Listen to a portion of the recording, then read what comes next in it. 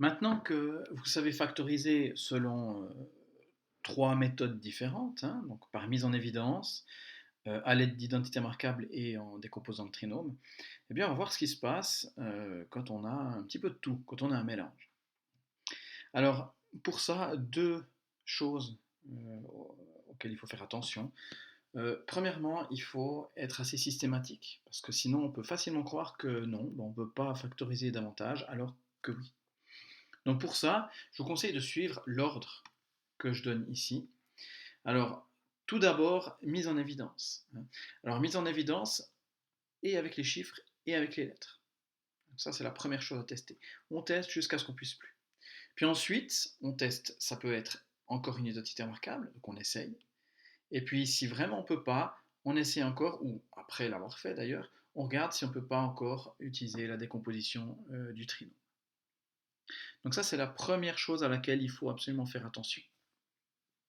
Deuxième chose, attention à ne pas s'arrêter trop vite. C'est-à-dire que des fois, on utilise une factorisation par mise en évidence, et puis on peut encore factoriser avec des identités marquables. Et même quelquefois, on peut factoriser plusieurs fois avec des identités marquables, ou utiliser à la suite d'une identité marquable la décomposition du trinôme. Donc vraiment, il ne faut pas s'arrêter trop vite. Ça, c'est vraiment important.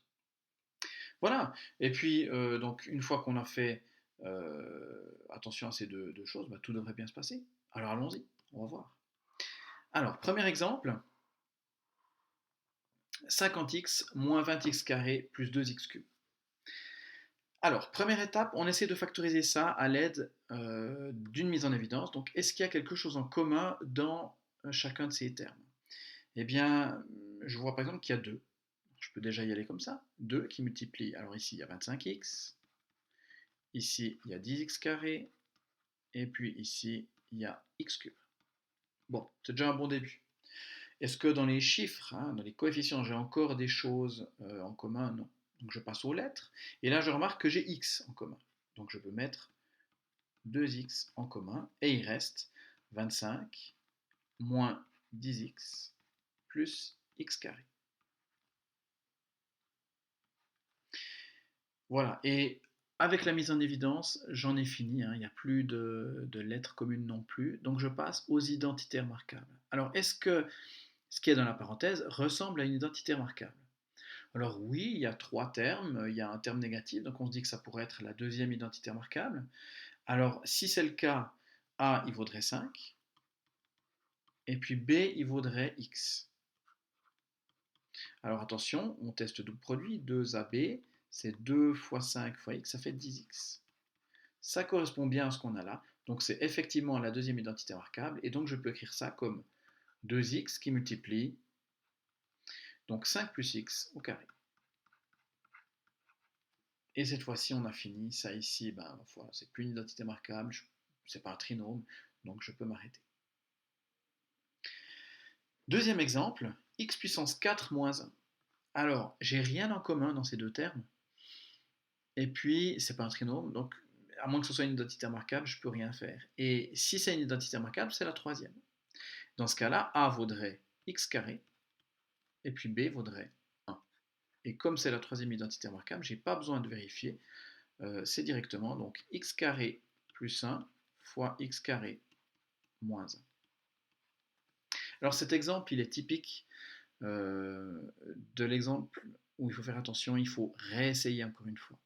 Alors, est-ce que x carré plus 1, je peux encore le factoriser? Ben non, parce que il y a un plus, donc ça ne joue pas. C'est pas un trinôme, hein, déjà, il n'y a rien en commun toujours, et puis voilà, c'est pas la troisième identité remarquable, donc je peux pas. Par contre, x carré moins 1, je peux refaire la troisième identité remarquable, avec a cette fois-ci qui vaut x, et b qui vaut 1. Et si je fais ça, alors je réécris le premier ici, le premier facteur, hein, x carré plus 1, et puis le x carré moins 1 devient x plus 1 fois x moins 1. Et cette fois-ci, j'ai fini. Et vous voyez que j'ai réussi à factoriser davantage mon polynôme. Troisième exemple. Alors, je vois assez rapidement au niveau des coefficients que je peux mettre 4 en évidence. Alors, qu'est-ce qui reste? Il reste x carré y plus 12xy plus, alors 140 divisé par 4, alors divisé par 2 ça fait 70, encore divisé par 2 ça fait 35y. Et puis je regarde au niveau des coefficients des chiffres, j'en ai fini. Au niveau des lettres, j'ai du y partout, donc je peux mettre 4y en évidence, et il reste donc x carré plus 12x plus 35. Voilà. J'ai plus rien en commun, je me pose la question, est-ce que ça pourrait être une identité remarquable? Alors x carré, ben, ça pourrait bien être le a carré. Problème, 35, je ne connais pas la racine, et puis 12x non plus, donc non, c'est pas une identité remarquable. Par contre, ça pourrait être un trinôme hein, que je sais décomposer. Donc maintenant, est-ce que je connais deux nombres dont la somme vaut 12 et dont le produit vaut 35? Alors bon, 35, il n'a pas beaucoup de diviseurs, c'est 5 fois 7, et 5 plus 7, ça donne 12. 5 plus 7, ça donne 12, et 5 fois 7, ça fait 35. Donc oui, je peux le décomposer. Ça donnerait ici, je vais écrire ça là, 4y toujours, qui multiplie x plus 5 fois x plus 7. Et j'ai donc fini cette fois-ci parce que j'ai plus rien en commun, puisque c'est plus un trinôme ou une identité remarquable.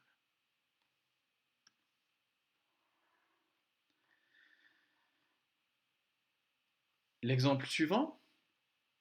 Alors ici, je remarque rapidement que j'ai un 10 hein, en commun, donc je peux mettre 10 qui multiplie, alors 49y carré plus 4x carré plus 28xy. Bon, ça c'est fait. Au niveau des coefficients, non, j'ai rien en commun, parce que 49 c'est 7 fois 7, puis j'ai donc 4, j'ai pas 7, donc c'est fini. Au niveau des lettres, c'est pareil.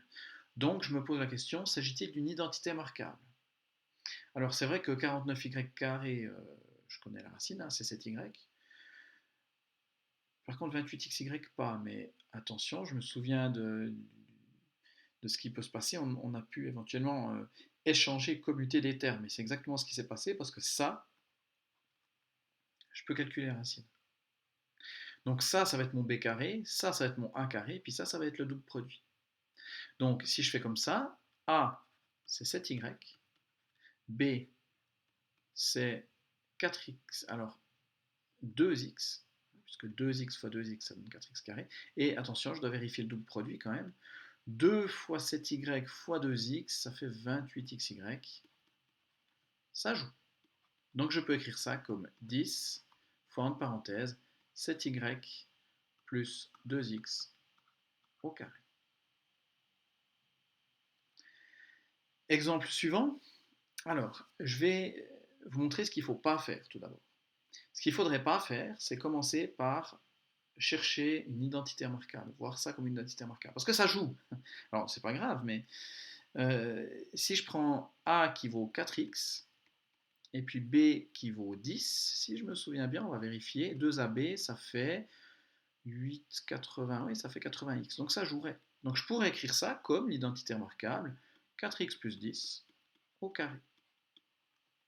Alors en quoi c'est un problème ça? Alors, le problème c'est que maintenant, si je regarde à l'intérieur de mon identité remarquable, j'ai des choses en commun. Dans 4 et 10, j'ai 2 en commun. Le problème c'est que ça ne fait pas 2 fois 2x plus 5 au carré. Ça c'est faux. Pourquoi? Parce que comme il y a un carré ici, quand je sors le 2, en fait, je vais faire comme ça. Je vais mettre une grosse parenthèse carrée ici autour. Je vais remettre mon gros, hop, une grosse parenthèse ici avec le carré. Ça, j'ai dit que c'était 2 fois 2x plus 10 au carré. Donc ça veut dire que la parenthèse est au carré, mais le 2 aussi. Donc finalement, ça devrait donner 4 fois 2x plus 10 au carré. Donc vous voyez que là, il y a un gros risque de faire une erreur. Donc il est important de suivre l'ordre que je vous ai donné juste avant. C'est-à-dire qu'avant de considérer ça comme une identité remarquable, on cherche d'abord à mettre en évidence des choses. Et on peut mettre en évidence des choses. Ici, ben justement, il y a 4 qu'on peut mettre en évidence. Parce que ça, c'est 4 fois 4x carré plus 20x plus 25. Puis maintenant que j'ai plus rien en commun ici dedans, je vois ça comme une identité remarquable. Alors je prends a qui vaut 2x, je prends B qui vaut 5. Le double produit, je le vérifie, 2 fois 2x, ça fait 4x fois 5, ça fait 20x, c'est correct. Donc je peux écrire ça comme 4 fois, entre parenthèses, 2x plus 5 au carré. Donc vous voyez que si on suit l'ordre que je vous ai donné, il n'y a aucune difficulté. Alors que si on commence par voir ça comme une identité remarquable, eh bien il y a le risque qu'on fasse des erreurs, disons le risque de faire des erreurs est plus grand. Donc je vous déconseille vraiment et je vous conseille de suivre l'ordre que je vous ai donné. C'est pour ça que j'insistais sur cet ordre-là. Voilà, dernier exemple. Alors, déjà au niveau des coefficients, je vois que j'ai 2 en commun. Je peux même aller un petit peu plus loin, mais ça saute peut-être pas. Oui, et il y a 6 comme diviseur commun. Comme PGDC, on a même 6. Donc je peux dire que c'est 6 qui multiplie alors, moins 4x cube plus 12x carré moins 9x. Bon, ça, déjà c'est fait. Et je vois qu'au niveau des chiffres, hein, au niveau des coefficients, j'ai plus rien en commun. Donc je passe aux lettres et je vois qu'il y a x partout, donc je peux écrire ça comme 6x qui multiplie moins 4x carré plus 12x moins 9. Et puis maintenant, j'ai plus rien en commun, ni au niveau des coefficients, ni au niveau des parties littérales. Donc maintenant, j'aimerais bien, si je regarde l'intérieur ici, j'aimerais bien factoriser ça, si c'est possible, hein, ça ne l'est pas toujours. Un trinôme, non, parce que ici, si j'avais le moins 4, je pourrais peut-être m'en sortir, mais si j'avais pas le moins 4, hein, si j'avais rien devant le x carré, je pourrais peut-être m'en sortir, mais là, non. Donc j'espère que c'est une identité remarquable. Et là, il y a un problème, c'est qu'il y a 2 fois le signe moins. Et dans aucune identité remarquable, j'ai 2 fois le signe moins. Donc on pourrait se dire que bah, c'est perdu, qu'on doit s'arrêter là, ce qui ne serait pas dramatique, hein. Mais en fait, il y a un moyen d'aller plus loin. C'est d'enlever ces 2 moins. Alors comment je pourrais enlever ces 2 moins? Bah, je pourrais mettre le moins en évidence ici devant. Mais je pourrais mettre moins 6x qui multiplie. Alors du coup, ça multiplierait quoi? Bah, ici, ça multiplierait plus 4x carré. Ici, bon, bah, j'avais plus, donc ça devient moins 12x. Et puis le moins, ça devient plus. C'est une petite astuce. Et alors, on va voir si ça sert à quelque chose ou pas, hein. Maintenant, est-ce que ce qui est ici dessous ressemble à une identité remarquable? Ben oui. Si je dis que A vaut 2x, que B vaut 3, le double produit, il vaudrait 12x. Donc ça, c'est en fait la deuxième identité remarquable. Donc ça veut dire que ça, c'est en fait moins 6x qui multiplie 2x moins 3 au carré. Voilà, bon, c'est un exemple particulièrement méchant avec ces signes, notamment. Il faut le voir. Donc voilà, c'est pas parce que les signes, voilà, le nombre de signes négatifs ne correspond pas aux identités marquables qu'il n'y a pas moyen quand même de s'en sortir.